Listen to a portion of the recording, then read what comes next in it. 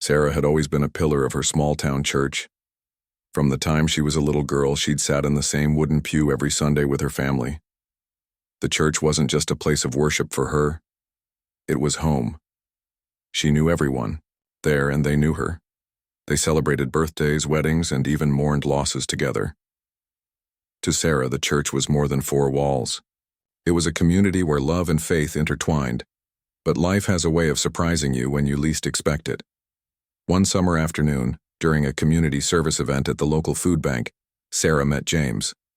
He was new in town, having recently moved from a big city for work. With his warm smile and thoughtful words, he stood out to Sarah immediately. There was something about the way he carried himself, calm, kind, and full of wisdom, that drew her in. As they worked side by side sorting canned goods and packing boxes, their connection grew stronger. By the end of the day, Sarah realized she didn't want the conversation to stop. Their relationship blossomed quickly. James was everything Sarah had ever hoped for, a supportive partner who shared her values and encouraged her dreams. After dating for nearly a year, they decided to get married. It was a beautiful ceremony filled with laughter, tears, and promises of forever. But as much joy as the wedding brought, Sarah couldn't shake the feeling that not everyone in her tight-knit church community would feel the same way. You see, James was black, and while Sarah never thought twice about their differences, she knew some people might. The first Sunday after their honeymoon, Sarah invited James to join her at church. She held his hand tightly as they walked through the doors, her heart pounding with a mix of excitement and nervousness. At first glance, everything seemed normal. People greeted them with smiles, though some were a bit hesitant. "Welcome, James," one elderly woman said warmly before quickly turning away. A few others nodded politely but avoided making eye contact. Still, Sarah told herself it was probably nothing, just people adjusting to change. But over the following weeks, subtle signs began to surface. When Sarah and James entered the sanctuary, entire rows would mysteriously empty out around them. Conversations would hush as they approached, only to pick up again once they passed. After services, members would gather in clusters, chatting and laughing, but no one ever included James. Even during potluck dinners where tables overflowed with food and fellowship, James often found himself sitting alone or quietly observing from the sidelines. At first, Sarah tried to brush it off. Maybe they're just shy, she thought. Or maybe they need time to get to know him better. But deep down, she couldn't ignore the growing unease. Why did people seem so uncomfortable around James? Was it because of the color of his skin? She wanted to believe the best about her church family, but the truth was hard to deny. And yet James never complained. Instead, he smiled gently and assured Sarah, "It's okay. Let's give them time." Little did anyone know James's patience would soon become the catalyst for something extraordinary. Weeks turned into months, and the subtle signs of exclusion only grew more apparent. At first, Sarah had hoped it was just a phase, a brief period of adjustment as the congregation got to know James. But as time went on, it became clear that this wasn't going away anytime soon. The whispered comments behind cupped hands, the awkward silences when James entered a room, and the way people seemed to scatter like leaves in the wind whenever he approached, it all added up to something Sarah couldn't ignore. One Sunday morning after service, Sarah noticed how everyone gathered around the coffee station, laughing and chatting as usual. She watched as James stood nearby, holding his cup of coffee, waiting for an opportunity to join the conversation. But no one made space for him. Instead, they formed a tight circle, their backs unintentionally or perhaps intentionally turning toward him. Sarah felt a lump rise in her throat. She wanted to step in, to pull James into the group and force them to acknowledge him. But she knew that wouldn't solve anything. It would only make things worse. What hurt the most was hearing the occasional remarks made under the guise of friendly advice. One older woman pulled Sarah aside one day after Bible study and said, "You know, sweetie, interracial marriages can be challenging. Are you sure you've thought this through?" Her tone wasn't malicious, but it stung all the same. Another member commented during a prayer meeting, Well, I suppose love is blind, but sometimes it needs a little guidance, doesn't it? These words were sugar-coated, but their meaning was crystal clear. James didn't belong here. James, however, remained unfazed. He never raised his voice or showed any sign of frustration. If anything, he seemed almost too calm, too understanding.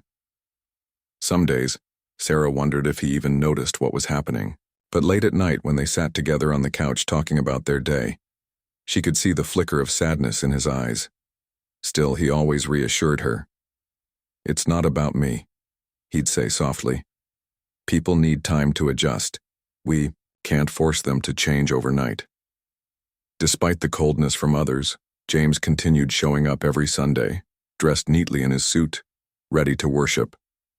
He sang hymns with enthusiasm, listened intently during sermons, and greeted everyone, warmly, even those who ignored him.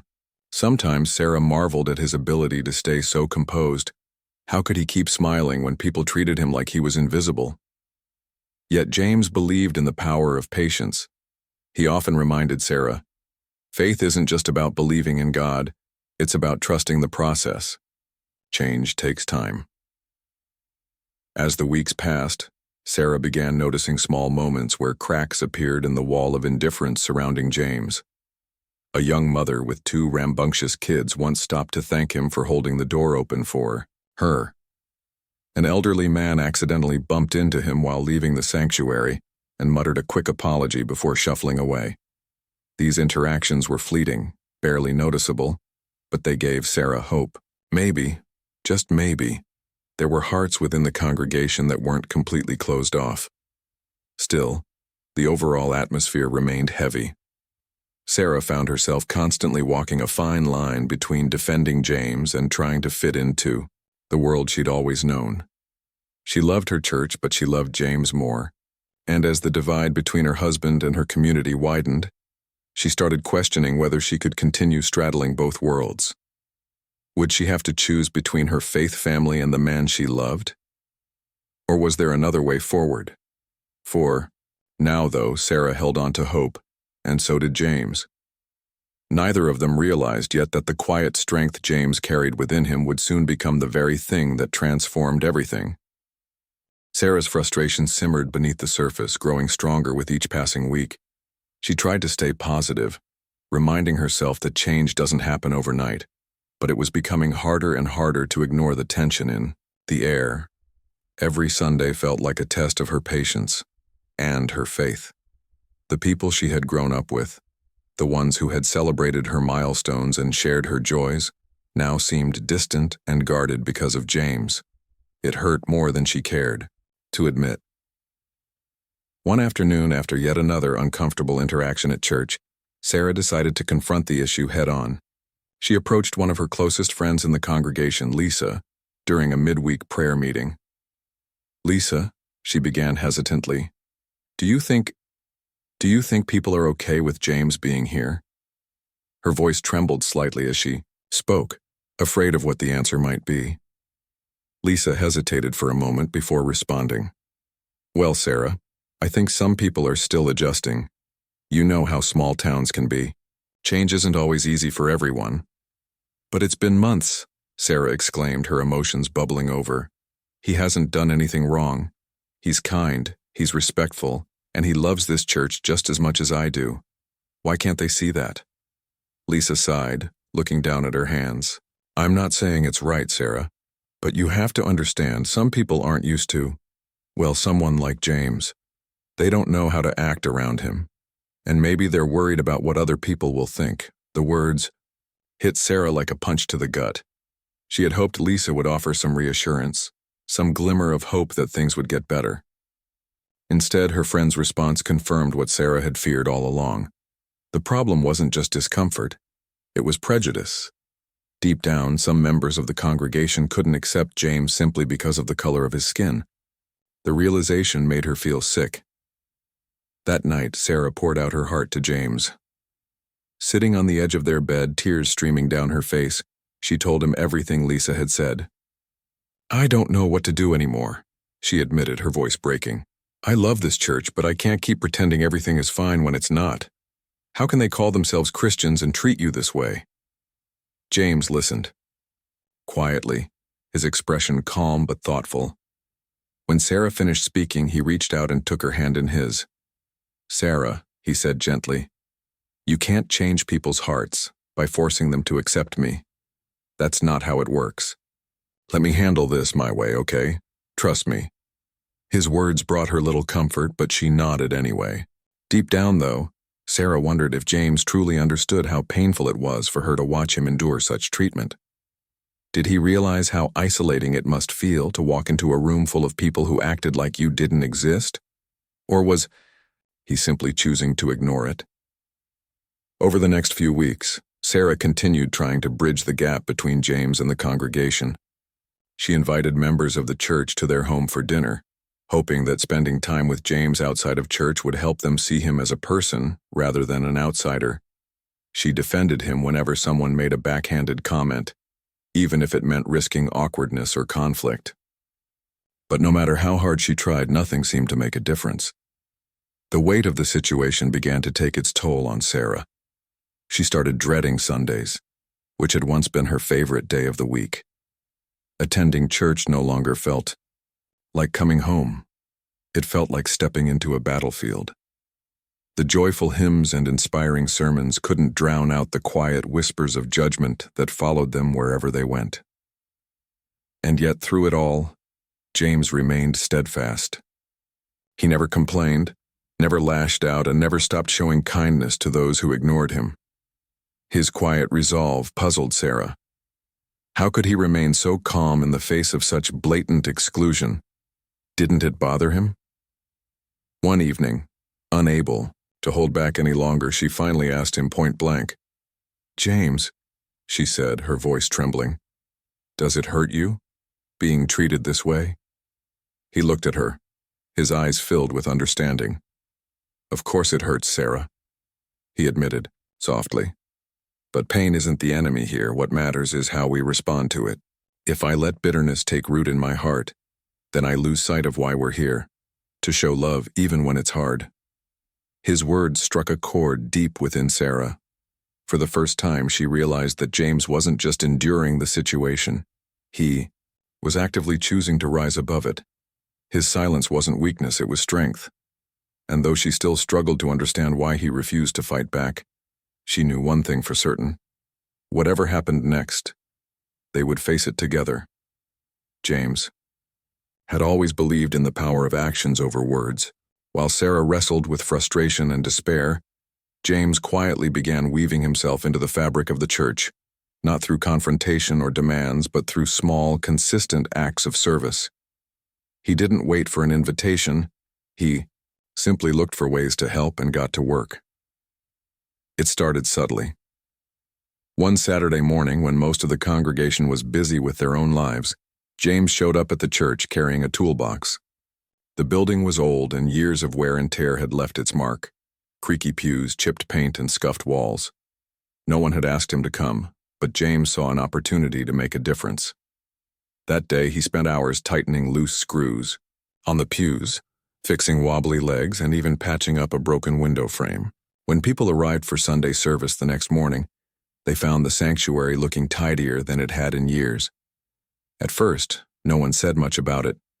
Some assumed the pastor or a maintenance worker had done the repairs. But when James returned, the following weekend to repaint the children's classroom, a room that had been dull and peeling for as long as anyone could remember, people couldn't ignore him anymore. A few curious members stopped by to see what he was doing.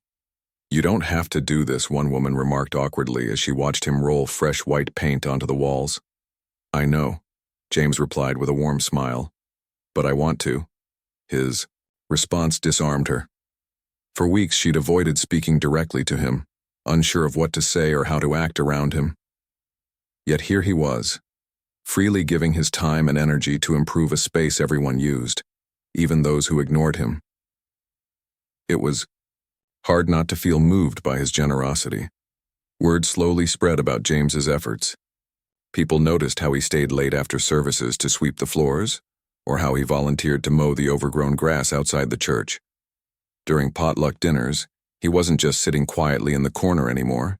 He was setting up tables, clearing dishes, and ensuring everything ran smoothly. His presence became impossible to overlook, not because he demanded attention, but because his kindness spoke louder than any words ever could. Even more surprising was the way James greeted everyone. Every Sunday, without fail, he shook hands, smiled warmly, and offered sincere greetings, even to those who barely acknowledged him. He remembered names, asked about families, and listened intently when people spoke. At first, some members responded with polite nods or muttered replies, but over time, something shifted. They began to wonder, how could someone so consistently kind exist in their midst without them noticing sooner? One elderly man named Harold, who had initially been one of James's harshest critics, found himself drawn to the quiet strength James displayed. Harold had grown up in a generation where segregation was the norm, and while he didn't consider himself prejudiced, old habits were hard to break.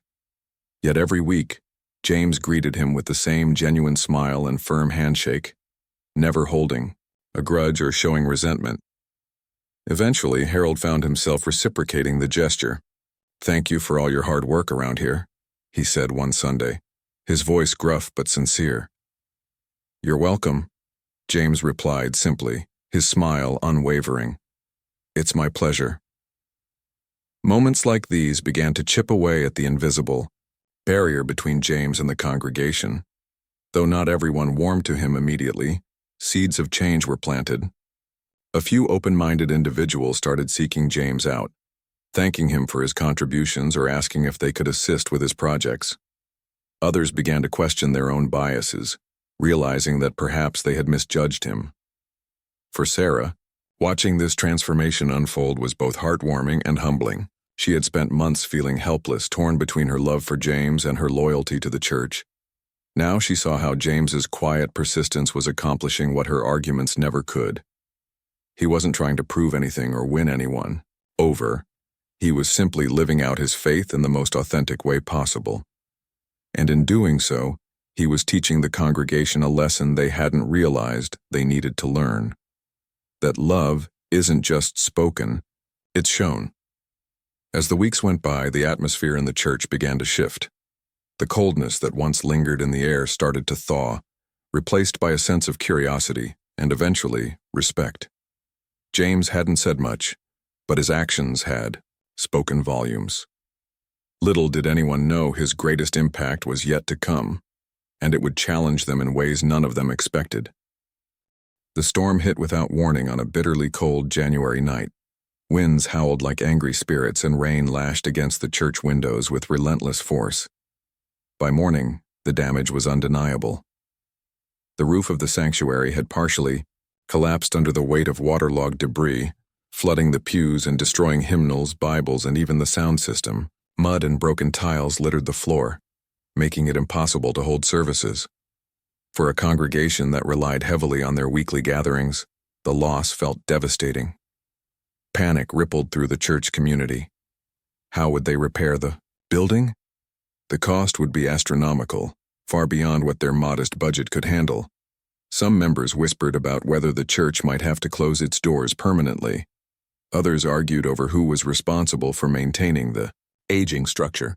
Amidst the chaos and finger-pointing, James stood quietly in the corner, surveying the scene with a thoughtful expression. Sarah watched him nervously, wondering what he was thinking. She knew how much effort he'd already put into improving the church. Would this setback discourage him? Instead, she saw determination flicker in his eyes. That evening, James called an emergency meeting at their home. He invited key members of the congregation, including the pastor, deacons, and a few volunteers who had shown interest in his earlier projects. "We can fix this," James said firmly, as everyone gathered around the dining table. "But we'll need to work together, not just as individuals, but as a team. This is our church, and we're going to save it." His confidence inspired hope, even among those who had doubted him before. With Sarah's encouragement, James outlined a plan. They would launch a fundraising campaign, reaching out not only to church members, but also to local businesses and community organizations. He suggested organizing volunteer workdays where People could come together to clean up the mess and begin repairs. Most importantly, he emphasized unity. "This isn't about me or you," he said. "It's about us, all of us coming together to rebuild something we all love." The next few weeks were a whirlwind of activity. James took charge of coordinating efforts, using his connections from his previous job in construction to secure discounted materials and skilled labor. He reached out to local business owners, many of whom were initially hesitant, but eventually won over by his sincerity and passion. One hardware store owner donated paint and tools, while a roofing company offered to repair the damaged sections, at cost. Even non-churchgoers began contributing, moved by the story of a small-town congregation fighting to preserve their spiritual home. Meanwhile, James rallied the congregation itself. He organized cleanup days where members of all ages came together to shovel mud, scrub walls, and haul away debris. At first, participation was sparse. Many still harbored doubts about working alongside James. But as the days went on, more and more people joined in. They saw how tirelessly he worked, often staying late into the night to ensure every detail was addressed. Slowly, barriers began to crumble. Conversations that had once been strained turned into laughter and shared meals. People started seeing James not as an outsider, but as a leader, a man whose actions spoke louder than any sermon ever could.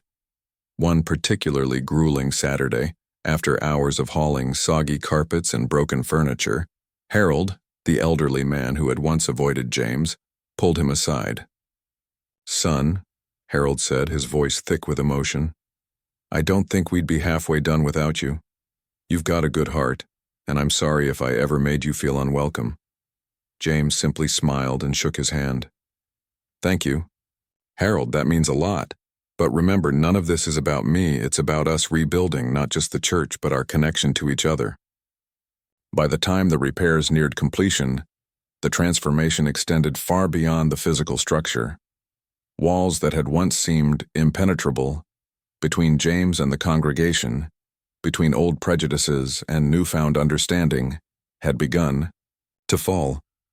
What had started as a crisis became an opportunity for healing, one nail, one handshake, and one conversation at a time. And though no one realized it yet, the foundation James had laid during these difficult weeks would carry them forward in ways none of them could have imagined. The day of the special service to celebrate the completion of repairs arrived, and the church looked almost unrecognizable.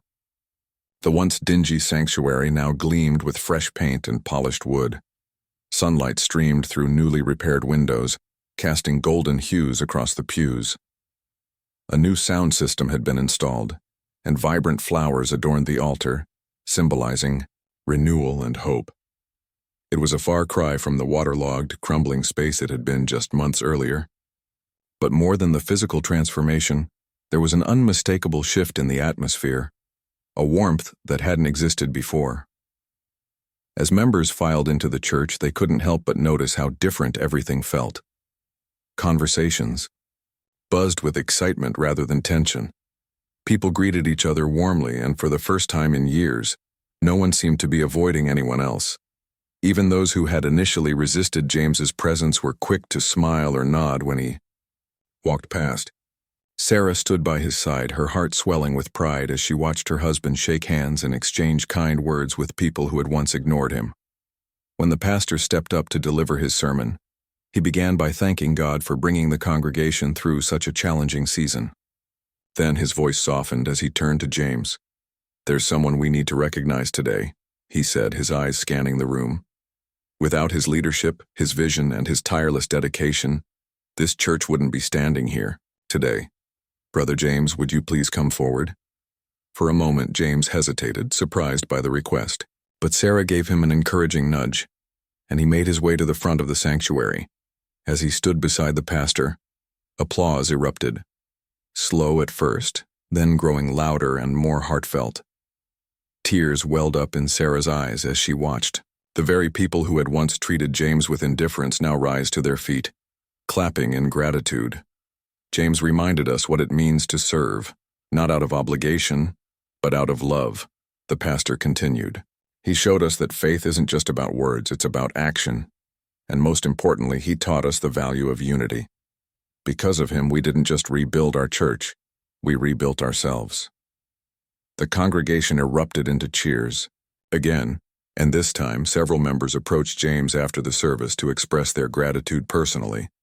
Some apologized openly for their past behavior. "I'm so sorry for how I treated you," one woman admitted, her voice trembling. With emotion, "You've shown me what true forgiveness looks like."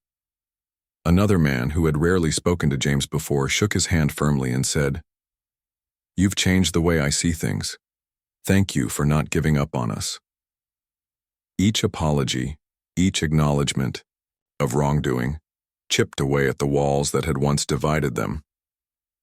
For the first time, James allowed himself to feel the weight of what he'd accomplished, not just in repairing the building, but in mending hearts. Sarah, watching from a distance, felt overwhelmed with emotion. She had spent so many months feeling torn between two worlds, fearing she might lose one or the other. Now she realized that James's quiet persistence had done something remarkable. It had brought those worlds together. Her husband wasn't just accepted, he was cherished. The church wasn't just restored, it was transformed. That evening, as the sun dipped below the horizon, James and Sarah sat together on the steps outside the church. The air was cool, carrying the faint scent of freshly cut grass. "Do you think things will stay this way?" Sarah asked softly, leaning her head against his shoulder. James smiled, gazing at the glowing windows of the sanctuary. "People are complicated, Sarah. There will always be challenges, but if we keep showing love even when it's hard, I think we can overcome anything." His words stayed with her long after they left the church that night. What had started as a story of exclusion and misunderstanding had become a testament to the power of patience, kindness, and faith. And though the journey wasn't over, one thing was certain: James had planted seeds of change that would continue to grow for years to come. In the weeks following the special service, the church began to feel like a completely different place. The coldness that had once lingered in the air was replaced by warmth and genuine connection. People who had previously avoided James now went out of their way to include him. Conversations flowed naturally, laughter filled the halls, and even the coffee hour after services felt livelier than ever before. It wasn't just about repairing the building. It was as if the entire congregation had been given a second chance, a fresh start. One Sunday morning, during the announcements portion of the service, the pastor made an unexpected request. "We've seen incredible growth in our community these past few months," he said with a smile. "And much of that is thanks to Brother James's leadership. So today I want to invite him to join the church board. His wisdom, dedication, and heart for service are exactly what we need as we move forward." The congregation erupted into applause again, and Sarah beamed with pride as James humbly accepted the invitation. For someone who had once been treated as an outsider, this moment marked a profound shift, not just in how others saw him, but in how they saw themselves. By welcoming James into a leadership role, the church was acknowledging its own mistakes and committing to do better. James wasted no time making his presence felt on the board. He suggested new initiatives aimed at fostering inclusivity and reaching out to underserved communities in the area. One of his first projects was organizing a Neighbors' Day, where the church invited local families, regardless of their faith or background, to enjoy food, games, and live music on the church lawn. The event attracted hundreds of people, many of whom had never stepped foot inside the church before. It was a powerful reminder that the gospel wasn't meant to stay within four walls. It was meant to spread love and hope to everyone. As relationships deepened, so did conversations. During Bible studies and prayer meetings, members openly discussed the biases and fears that had kept them from embracing James earlier. Some admitted they had judged him based on stereotypes they hadn't even realized they held. Others confessed they were afraid of saying or doing the wrong thing, so they chose silence instead. But through these honest dialogues, healing continued to take root. James listened patiently, offering grace rather than judgment. "None of us are perfect," he often reminded them. "What matters is that we're willing to learn and grow." Sarah noticed subtle changes in herself too. She no longer felt torn between two worlds. Instead, she found peace in knowing that her husband and her faith community could coexist harmoniously. Watching James lead with such humility and strength inspired her to step up in new ways as well. Together, they became a dynamic duo within the church, encouraging others to live out their faith more boldly and compassionately.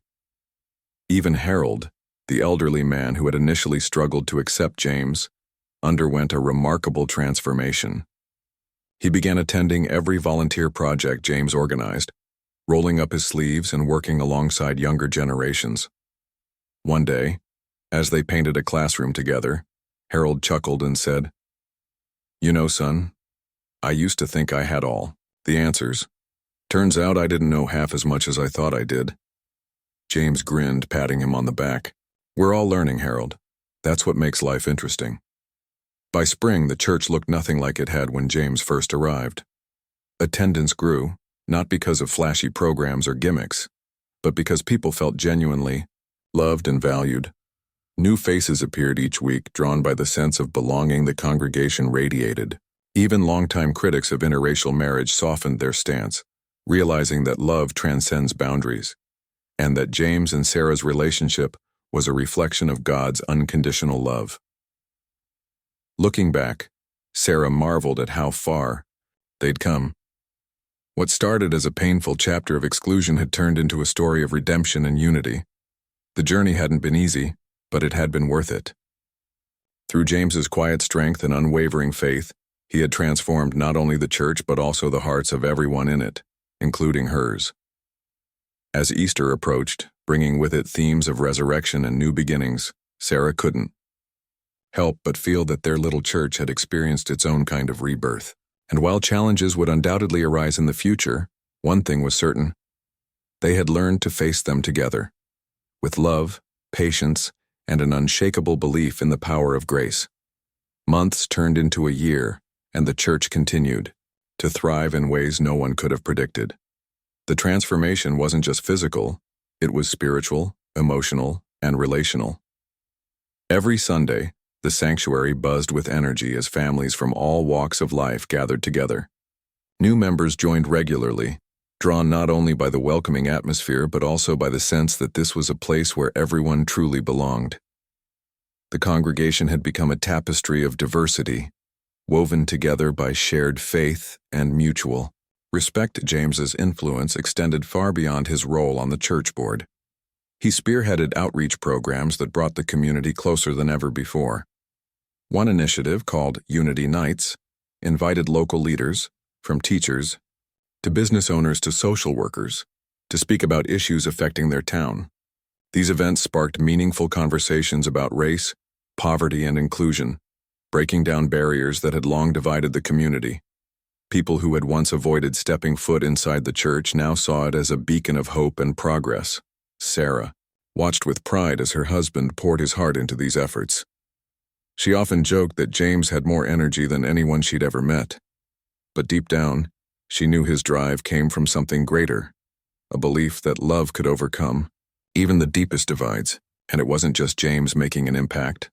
Others in the congregation were inspired to step up too. Volunteers organized food drives for struggling families, tutoring sessions for children falling behind in school, and care packages for elderly neighbors living alone. The church had become a hub of kindness and action, radiating light into every corner of the town. One particularly memorable moment came during the annual Christmas pageant.